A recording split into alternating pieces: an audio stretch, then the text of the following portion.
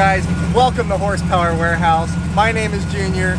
Today, for our first car review, I've lined up a super awesome car, 1950 Buick Roadmaster, made by Icon in California. Guys, this is not a cheap car by any stretch of the word, and for a rat car, the value is obscene. But let me show you why they're commanding $300,000 for this car. So let me kill this car, and we'll go ahead and take a walk around, and I'll show you some of the unique specifications that they've built this thing to. So we're going to start with a derelict looking body. Everything on this car looks kind of rusted, antique, dare I say shoddy. However, everything was done on purpose. There's not a panel on this car that wasn't touched, massaged, and made to look this way. While it does look rusty, there is no rust whatsoever. Everything was scuffed down and salt sprayed and purposefully weathered to make it look this way. Underneath, it's all brand new hardware. We have a top of the line Art Morrison chassis. We have an LS7 engine with a 4L85E transmission, a built 12-inch Moser or 12-bolt Moser rear end. Dry sump lubrication was kept intact on the LS7, which is super cool. Willwood 6-piston brakes in the front, 4-piston in the rear. As we go through, I'll pop the hood for you guys and show you what we have hidden underneath. Or maybe I will.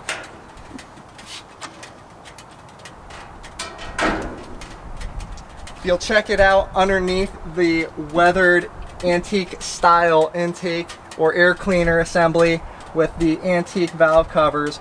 We have what I believe is a Connect and Cruise LS7 with dry sump lubrication hidden over into the other fender. We have modern power steering, we have Hydro Boost braking, Willwood master cylinder. Everything has been done to make this car run and drive beautifully with no muss or fuss or anything like that. It's a modern car underneath for all intents and purposes, but it has that weathered look. They even went so far as to source a rack and pinion from Detroit Speed, which is one of the most top-notch kits that I've ever installed.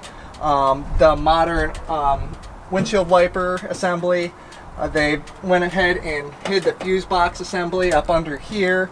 No wires or anything strewn across the engine bay. Everything was done extremely professionally, as you would expect from a car of this caliber and price tag. But what's nice is it's not a bunch of nice parts that were just thrown together. Everything has been fine-tuned and just works beautifully together, as I'll show you guys when we take our test drive here in a few minutes. So let's close up the hood and I'll get onto the interior.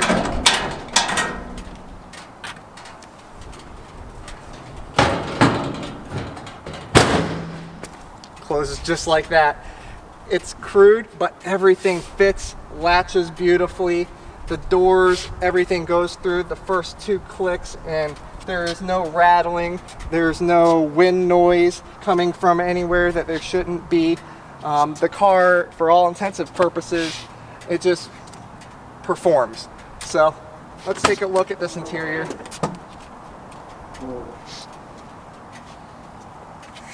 Top grain leather throughout, absolutely completely custom to the T.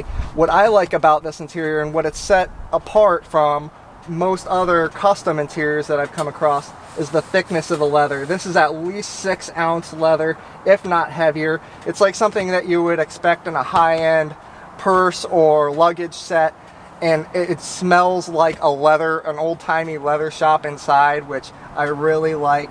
It's padded beautifully. All the seams are done beautifully.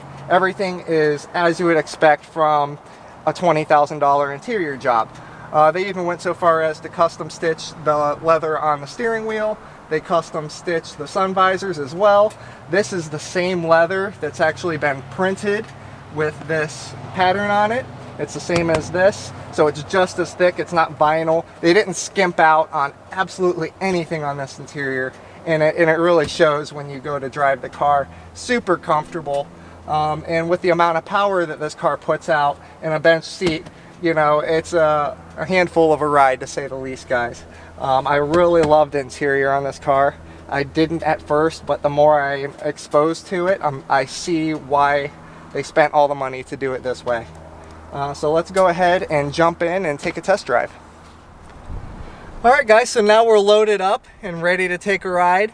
As you would expect with a car of this caliber and with an LS7 install, especially the connecting cruise, they maintain the electronic throttle body, so it is a fly-by-wire throttle pedal, and it's literally a turnkey affair.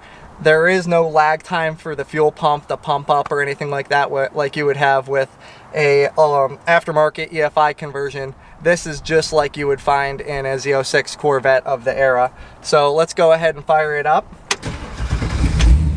Quite literally turn the key, crank it 1 or 2 seconds at the very most, and it fires every single time. And I'll have the camera focus down here on the throttle pedal.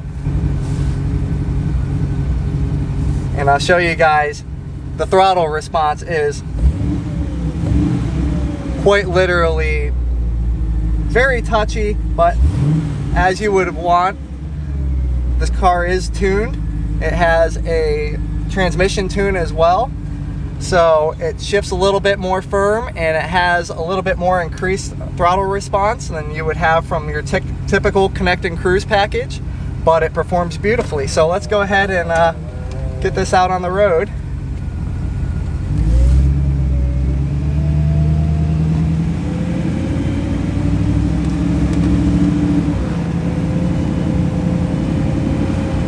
Now I know I've said this to you guys before, but this interior is really what I think makes the car. The Derelict package, you know, the looks draw people in. They go, ooh, what is that? But when they see the interior, they go, oh wow, this was really nicely done.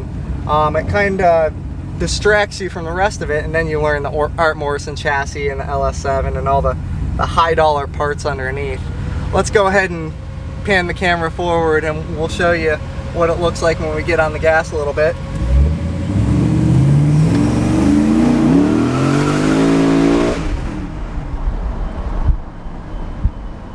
Zero to 60, I don't have a timer, but it gets to 60 very quickly for a big car. Enough to definitely get your attention. And it rides smooth, it doesn't pull. The 6-piston Willwood brakes work absolutely excellent. No pulsation. They grab brutally hard. Exactly what you would want to slow down a big car like this. You can hear the electric fans just kicked on. This car has a big old aluminum radiator, but it does also have the air conditioning with the condenser in front, and the electric fans kick on to cool things back down. Everything is, as a system, it works perfect. If I were to spend $300,000 on a rat rod, I would want a car that is absolutely turnkey, and this is it, guys. It's hard to accomplish a car that will perform to this level, with this level of reliability, and the package is just awesome. And this is coming from a guy that I build classic cars for a living, so I'm used to their nuances. There are no nuances in the Derelict, and that's one of the more awesome things of it, besides the styling. I would love to be able to drive this car daily. I would take it to every single car and coffee event that I could. I would park it next to the guys with the Lamborghinis and the Ferraris. I would remind them of the level of performance and the fact that my car costs as much as theirs. It's a troll car, kind of, but it performs. You know, you're not stunting on anyone because it truly is the real deal. Big ups to Art Morrison. They produce a heck of a chassis. This is a full coilover suspension car, so it performs just as you would expect. And I think this kind of wraps up the test drive, guys. Thank you for riding along with me. Please like and subscribe, Horsepower Warehouse. I'll keep pumping out more reviews if you guys want to keep seeing them. Make comments below. Let me know if I'm doing anything that you don't like. You want to see less of my ugly mug and more of the car driving, then absolutely let me know. And I'll see you guys again later. Take care.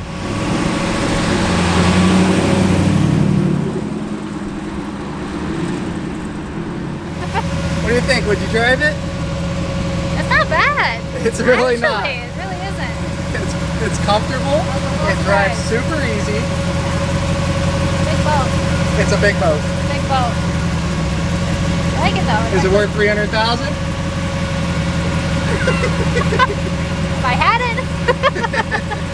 I don't know. It doesn't drive bad though, actually. It's really smooth. I was kind of surprised. What do you think, Joshua? Should we buy this one? Yes. You like it? Yes. Yeah? You like this one? Yes. Well, I don't know if we have enough to buy this one today. So maybe tomorrow. Maybe tomorrow. Right? Tomorrow you'll buy it.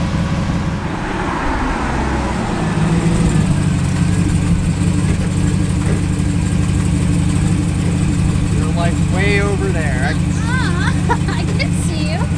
I'm gonna do it again. But you're aiming at the headlight of the car. I can see you. The car was in the center of the thing. I'm looking at it. Okay, well, I'm sorry, but the camera is like that way. I'm like, Am I supposed to be up in your face? No, but you're supposed to get me in the shot. Like, don't get the whole car necessarily. You're talking to me. I was trying to get the whole car. Don't do that. Okay. And aim the camera at me. At me. you. I'm the center of the shot. So you're talking every about time. the car. I pulled up and you're like pointed that way. I'm like waiting for you. You're like pulling up to get it. Okay, alright. I'm the center every time.